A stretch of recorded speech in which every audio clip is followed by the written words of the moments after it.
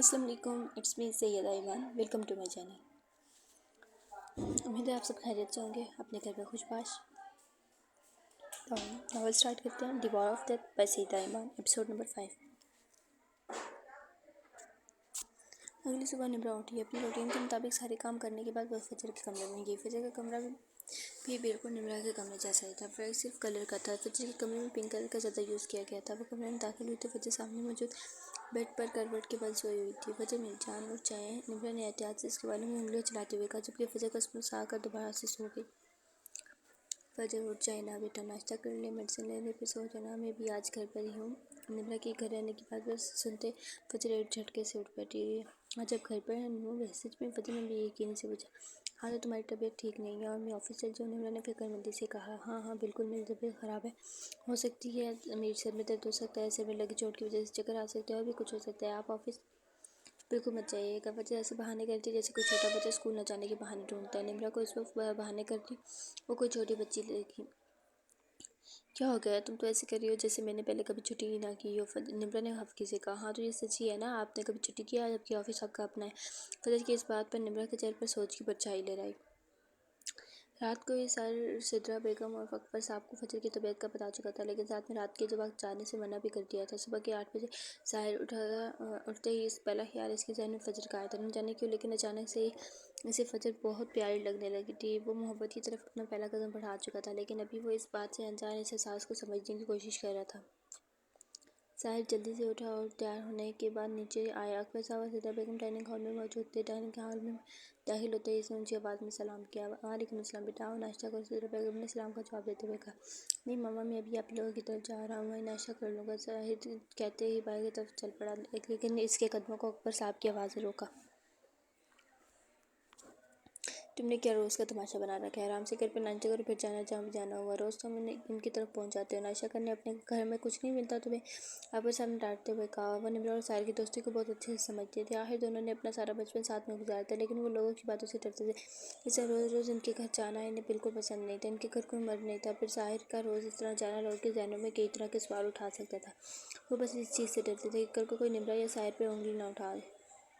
यार बाबा, क्या हो गया आपको? पहले भी तो जाता रहा हूँ ना, जान दे। फिर आप ही ने ऑफिस चल जाना है और आपको पता है ना, जब तक सुबह मिल ना ले तो हमारी सुबह नहीं होती। प्लीज़, साहिर ने मिन्नत करने वाले अंदाज में कहा। जान दे बच्चा है, आप भी हर वक्त इसके पीछे पड़े रहते हैं। इस पर सिद्रा बेगम बोली। तुम जाओ बेटा, मैं इन्हें समझा दूँगी। Thank you so much, love you, अल्लाह हाफिज़। साहिर जल्दी से कहता बाहर निकल गया कि फिर से कोई रोक ना ले। तुमने इसे सिर पर चढ़ा रखा है। वो बच्चियाँ घर पर अकेली होती हैं, इनके साथ कोई मर्द नहीं है। कोई बाहर का देखते हैं तो सौ तरह की बातें बनाता है। अकबर साहब काफ़ी संजीदा लगते थे। मैं जानती हूँ लोग इस तरह की बातें बनाते हैं, लेकिन इसके लिए मेरे पास एक हल है। सिद्रा बेगम ने कुछ सोचते हुए कहा। कैसा हल सोच रही हैं आप? अकबर साहब ने सवालिया नज़र से इनकी तरफ देखा। बताऊंगी बाद में, अभी नाश्ता कर रहे हैं, आपको देर हो गया, जाते हुए फजर को भी देखते हुए जाना है। सिद्रा बेगम ने कहा था। अकबर साहब भी सर लाते नाश्ते में मसरूफ़ हो गए। अस्सलाम वालेकुम, आप ही कैसी हैं आप? साहिर डाइनिंग में कदम रखते हुए कहा। साहिर ने डाइनिंग में कदम रखते हुए कहा। वालेकुम अस्सलाम, मैं ठीक हूँ, तुम बताओ अंकल आंटी कैसे? निम्रा ने भी सलाम का जवाब देते हुए कहा। मैं ठीक हूँ बाबा मामा बिल्कुल ठीक है। तुम बताओ मोटू, तुम्हारी चोट कैसी है? साहिर ने निम्रा को जवाब देने के बाद फजर को तंग करना अपना फ़र्ज समझा। पहली बात, मैं मोटू नहीं हूँ। दूसरी बात, मेरी चोट आपसे आपको कोई गर्ज नहीं होना चाहिए। तीसरी और आखिरी बात, या आप रोज़ क्यों यहाँ टपक जाते हैं? हमें ज़रा जवाब देंगे? फजर ने भी हिसाब बेबाक करते हुए कहा। पहली बात, मोटी को चाहे किसी से भी पूछ लो। दूसरी बात, मुझे फ़र्क नहीं पड़ता, मैं तो बस फॉर्मेलिटी पूरी कर रहा था। तीसरी और आखिरी बात, ये मेरी आप ही का घर है, मैं जब चाहूँ यहाँ आ सकता हूँ। तुम कौन होती हो मुझे रोकने वाली? साहिर भी तो बोला। बस क्या हो गया तुम दोनों को? जब तक सुबह सुबह तुम दोनों लड़ नहीं लेते, तुम दोनों को सुकून ही नहीं आता। ऐसे पहले फजर की तरफ से कोई गोला बोल रही होती। निम्रा बोली। चलो अब नाश्ता करो, बाद में लड़ लेना। निम्रा की बात पर दोनों ही एक दूसरे को खुनख्वार नज़रों से घूरते हुए नाश्ता करने लगे। नाश्ता करने के बाद निम्रा बर्तन उठाने लगी, जबकि फजर और साहिर लॉन्च की तरफ चले गए थे। कुछ देर बाद निम्रा वहीं आ गई। वो लोग अभी भी लड़ ही रहे थे। इन दोनों की लड़ाई से निम्रा सख्त तंग थी, लेकिन इनकी इस नोक-झोंक की वजह से वो कुछ देर मुस्कुरा लेती थी, वरना ज़िंदगी ने इसे जितने कम दिए थे वो तो मुस्कुराना भूल ही गई थी। ये क्या आप ही 8:30 हो गए हैं, आपने ऑफिस नहीं जाना? साहिर ने निम्रा के बैठने से पहले पूछ लिया। और नहीं, आपको नहीं पता आज आप या ऑफिस नहीं जाएंगी, बल्कि सारा दिन घर पर ही रहेंगे? फजर ने तेज़ दिया था। क्या सच में? साहिर को तो हैरत का झटका लग गया। इसकी आंखों में बहेगी कि नहीं बहेगी? हाँ, नहीं जाऊँगी, बल्कि ऑफिस के काम घर से करूँगी। काम तो छोड़ नहीं सकती, निम्रा ने जवाब दिया। मैं भी इसलिए सोच रहा रहूँ आप ही और काम ना करें, ऐसा हो सकता है। साहिर ने कहा और फजर का मुँह बन गया। ये क्या बात हुई है अब या पहली दफ़ा छुट्टी कर रही हैं, ये कैसी छुट्टी है जिसमें आपको घर पे काम करना होगा। क्या फ़ायदा है, इससे बेहतर आप ऑफिस से चले जाए। फजर ने नाराज़गी से, बेटा बात को समझे, अगर काम नहीं करेंगे तो खर्चे कहाँ से पूरे होंगे। इससे पहले फजर कुछ बोलती कि अकबर साहब से बेगम लाउंज में दाखिल और सलाम किया। इनको देखते ही फजर और निमरा खड़े हो गए और सलाम का जवाब दिया। किसी मेरी बेटी ये चोट कैसे लगवाई। सिद्रा बेगम ने फजर को प्यार करते हुए कहा, कुछ नहीं आंटी, बस छोटी सी चोट है, जल्दी ठीक हो जाएगी। आपके साहबजादे ने इलाज किया है। फजर ने शरारत से कहा, जबकि निमरा से घूर के रह गई। बैठे आप लोग, क्या लेंगे, चाय कॉफ़ी। निमरा ने बैठने का इशारा किया और पूछा, नहीं बेटा कुछ नहीं, हम सिर्फ फजर को देखना है। रात को साहिर ने बताया, लेकिन हमने सोचा अभी रेस्ट करी और ये सुबह चलेंगे। अकबर साहब ने रसानियत से जवाब दिया, वो तो ठीक है अंकल, आप लोग रात को नींद नहीं समझ आती है, लेकिन आप लोग हयात का एक बहुत बड़ा असूल बोल रहे हैं। फजर ने कहा तो सब ने अचंभे से उसकी जानिब देखा। कौन सा असूल बेटा, इस बार सिद्रा बेगम बोली। सबकी सवाल की नज़र फजर पर जमी हुई थी। सारी इसकी बात का मतलब समझ चुका था, इसलिए मुस्कुराहट दबाता बोला, बिल्कुल सही कह रही हैं आप लोग, तो सबसे खास असूल भूल चुके हैं। साहिर इस पर शरारती लहजे में बोला, आप तो चुप ही कर जाए, आपने कौन सा असूल पूरा किया। फजर को साहिर का बीच में बोलना बिल्कुल पसंद नहीं आया था। हाँ तो मैं छोटा सा प्यारा सा बच्चा हूँ, ये काम तो मेरे मामा पापा का है ना, मैं तो मासूम सा बच्चा। साहिर ने मासूम बनते हुए कहा। बाकी तीनों की नज़रें इन दोनों पर रहती। सिद्रा बेगम तो इनके बारे में बहुत कुछ सोच के बैठी थी, इन्हें अपनी सोच गलत साबित होती हुई नजर आ रही थी। अगर आप छोटे से नन्हे से प्यारे से बच्चे हैं तो परी क्या है, आए बड़े। फजर ने मुँह बनाते हुए कहा, एक मिनट, तुम दोनों लड़ना बंद करोगे। हमें बताओगे क्या बात हो रही है, किस बारे में बात हो रही है। हर वक्त लड़ते रहते हो तुम दोनों, क्या हो गया, बिल्कुल बच्चे बन जाते हो। साहिर तुम थोड़ा सा लिहाज कर लिया करो। अकबर साहब ने ज़रा गुस्से में बोले। वो जो एक दूसरे को अभी मज़ीद सुनाने वाले थे, अकबर साहब की आवाज़ पर खामोश हो गए। अब बोलो भी, क्या बात कर रहे थे तुम दोनों। इन दोनों को खामोश मासूम बना देकर सिद्रा बेगम बोली, नहीं, ये दोनों बच्चे ही प्यारे थे। जब हम किसी की इयादत के लिए जाते हैं तो उसके लिए कुछ लेकर भी जाते हैं, इसे खाली हाथ नहीं आते। फजर की बात में जहाँ निमरा ने ऐसे घूरा, वहीं अकबर साहब और सिद्रा बेगम एक दूसरे की जानिब देखने लगे। इन्हें को वाकई इस बारे में कुछ याद नहीं था। इस बारे में तो वाकई हमें कुछ याद नहीं था। सॉरी, आइंदा याद रखेंगे और आज भी आपके लिए कुछ मंगवाते हैं। अकबर साहब ने शर्मिंदा होते हुए कहा, नहीं कोई ज़रूरत नहीं, मजाक करिए। निमरा ने फजर को घूरते हुए कहा, लेकिन यहाँ फ़र्क किसे पड़ता था। चलिए अंकल आंटी की तो खैर है, लेकिन इनको तो मैं नहीं छोड़ूंगी, इनसे तो मैं आप ट्रीट लूँगी, वो भी मेरे फेवरेट रेस्टोरेंट में। ये मेरी याद के लिए आए और कुछ लाए भी नहीं है। फजर की बात में जहाँ सब मुस्कुराए थे, वहीं शहर का तो मुँह ही खुल गया था। क्या क्या, मैं क्यों ट्रीट दूँगा, किस खुशी में दूँगा, ज़रा आप मुझे समझाएंगे। साहिर ने हैरत से कहा, खुशी में तो नहीं, खैर इस मेरे एक्सीडेंट के गम में आप मुझे ट्रीट दे सकते हैं। फजर ने जवाब दिया। इसके जवाब पर जहाँ साहिर हैरत से फटी निगाहों से देख रहा था, वहीं बाकी तीनों के कह गूंजे, फजर बेटा ये गम में कौन ट्रीट देता है, ये कौन सा नया लॉजिक है, आप समझाएंगी। जमरा ने लब दांतों में दबाते हुए कहा, देखिए अब यहाँ हम खुशी में एक दूसरे को ट्रीट देते हैं। क्यों? हाँ, क्योंकि हम खुश होते हैं और हम अपनी खुशी बांटना चाहते हैं। जब हम लोग गमगीन होते हैं तब क्यों नहीं हम अपना गम बांट सकते, गम भी तो बांट सकते हैं ना। फजर ने निमरा की आंखों में देखते हुए कहा। निमरा इसकी बात का मतलब बखूबी समझ रही थी। ओके बेटा, समझिए, हम साहिर तुम फजर बेटी को इसके फेवरेट रेस्टोरेंट में ट्रीट देने ले जाओगे और अब मैं कोई बहाना नहीं सुनूंगा। बस आपने हुक्मिया लहजे में कहा। इनकी बात पे साहिर का मुंह बना, वही फजर फखरिया मुस्कुराई थी, जिसे कहना चाह रही है, देख ले मेरी सुनी जाती है। इसके बाद वो सब इधर उधर की बातों में लग गए। कुछ देर में अकबर साहब और सिद्रा बेगम चले गए। साहिर ने भी आज छुट्टी ले ली थी, इसलिए वो भी वहीं पर मौजूद था और इसने अब सारा दिन वहीं गुजारना था। सब अच्छे तरीके से जानते थे। निमरा ने सुबह ही कॉल करके मैनेजर को आज ना आने का बता दिया था और साथ में अहमद को न्यू प्रोजेक्ट की फाइल देकर घर भेजने को कहा, ताकि वो घर में भी अपना काम जारी रख सके। वो अपने काम को लेकर बहुत ज़्यादा संजीदा थी। ये नहीं था कि इसकी ज़िंदगी में इसका काम ही सब कुछ था, लेकिन वो अपनी मम्मा की ख्वाब को बुलंदियों पर पहुंचाना चाहती थी। इसके लिए वो कभी भी काम में कोताही नहीं करती थी, चाहे कुछ भी हो जाए। और आजकल तो फिर भी उनका एक नए प्रोजेक्ट पर काम चल रहा था, जिसकी इनके फैशन हाउस को बहुत ज़्यादा ज़रूरत थी। ये प्रोजेक्ट इन्हें टॉप 5 फैशन हाउस में शामिल कर सकता था।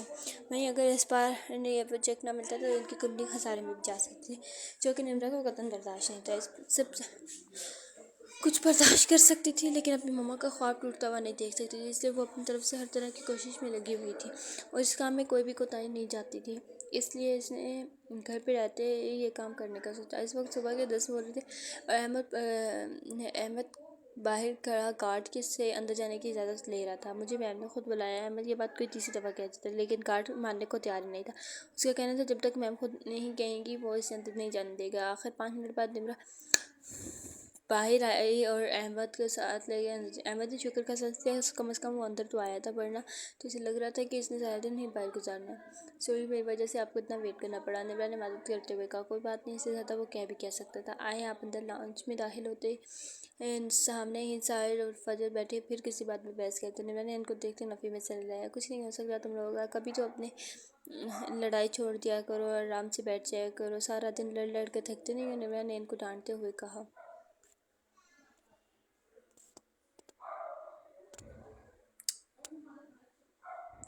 जिस तरह आप सारा दिन हमें डांटते हुए नहीं थकते, जिस तरह हम भी लड़ते हुए नहीं थकते, साहिर ने कहा।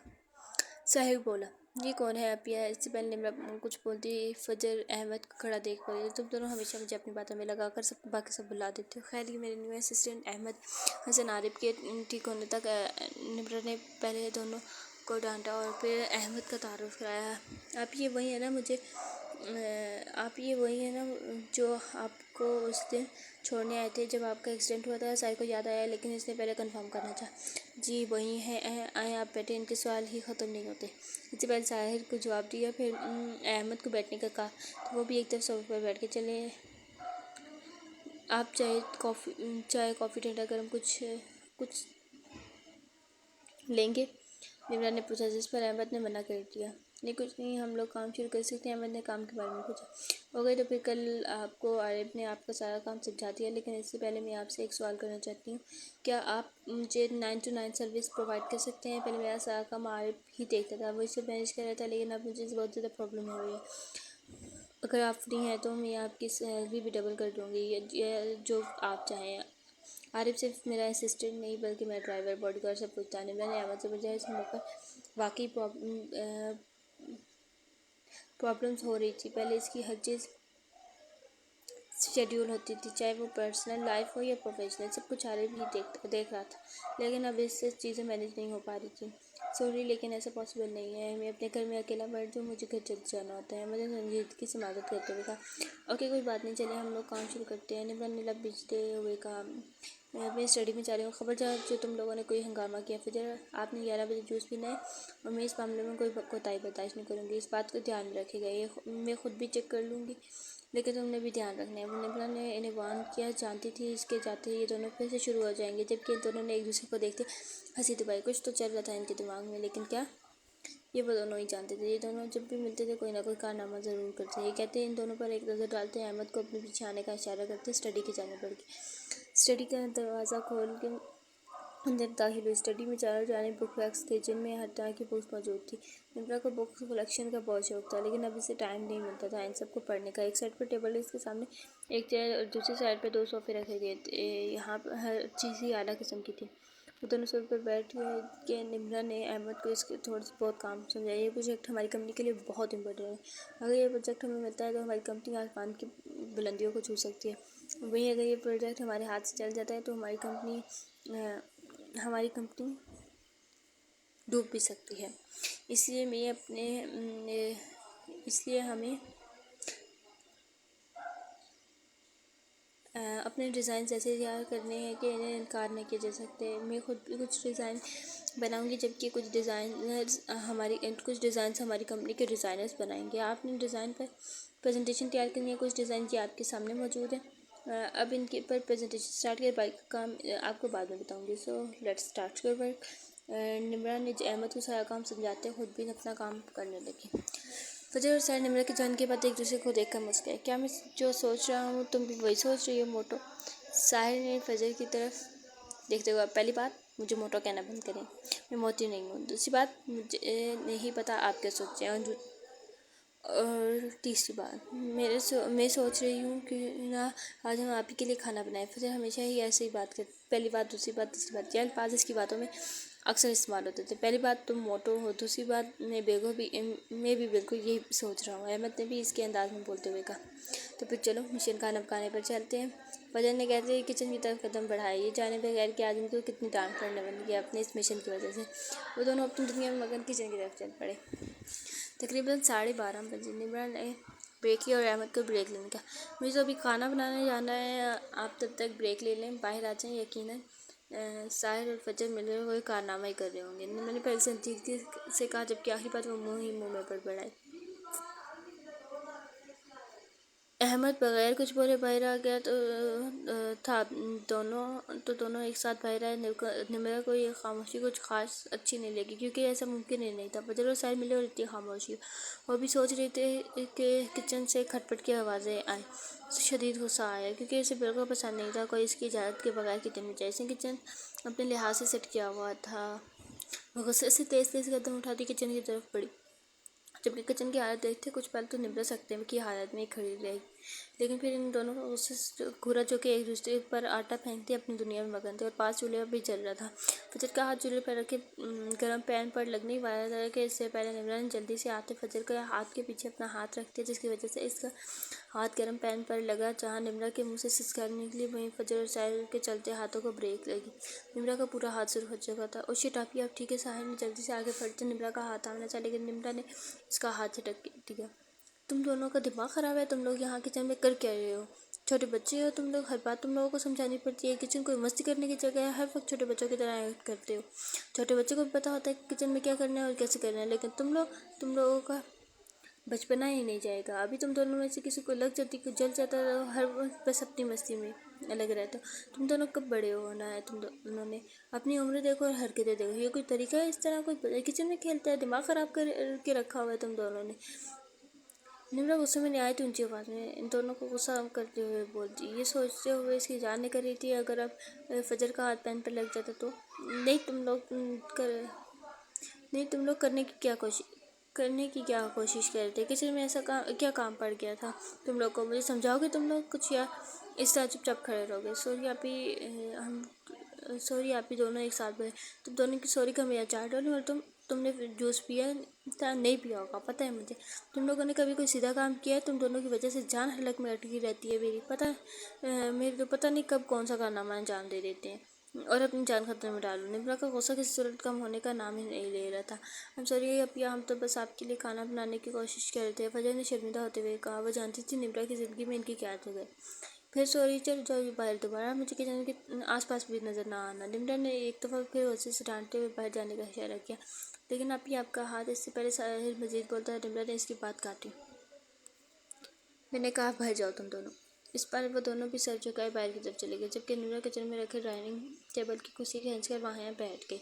एक तो आज इसने सारा दिन परी को नहीं देखा था। सुबह से ही वो केयर टेकर के पास थी। ऊपर से अब ये सब। निम्रा ने सिर्फ मुलाजमा को आवाज़ देकर किचन से बैठने का कहा और ख़ुद बाहर चली गई, जहाँ पर एक तरफ से अहमद बैठा था, जबकि एक तरफ फजर और साहिर चुपचाप सर झुकाए बैठे थे। इनको इस तरह से सर झुकाए बैठे देखकर निम्रा ने गहरा सांस लिया और उनकी तरफ बढ़ी।